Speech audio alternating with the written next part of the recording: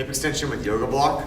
We like to use this quadruped position, whether it's on our hands or our elbows, and adding in a yoga block to truly move into hip extension. So what we're doing here is we're putting the hamstrings in a shortened position.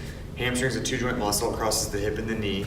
So when I go into hip extension, a lot of people have a hard time actually accessing true hip extension, and they'll move through multiple segments, meaning they'll move through their low back, or they'll compensate by using their proximal hamstring to create hip extension due to a relative weakness. So by manipulating the muscle further down and up, I can get active insufficiency, so it's really challenging for the muscle that be in the hamstring to be able to move into hip extension. So by holding that yoga block, we can isolate the glute, which is what we're after here. So I think personally, the harder position is in a true quadruped where your hands are on the ground, because it's still pretty easy for you to move through your low back and compensate. So if I put the yoga block onto my heel, pull that into the back of my hip here, and I go up, and maybe that's as high as I can get without starting to arch my back. A lot of people have a hard time feeling that. And what will end up happening is they end up just arching their back.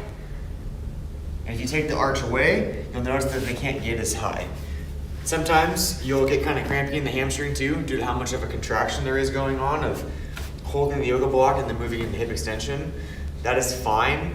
Just reduce the intensity. So if you come all the way up, that's a higher intensity, but you're probably going to cramp. Reducing the intensity would just look like lowering your range of motion or limiting your range of motion. So again, yoga block at my heel, pulling it into my butt. Start on your hands and knees. Some of you are going to need to be in more hip flexion than others, and then you're just trying to train as high as you can going into hip extension without compensating into your back or without dropping the yoga block. If going into full hip extension or more hip flexion in the bottom position results in irritability in your hip, modify the range of motion first, and then adjust your sets and reps accordingly if the symptoms persist.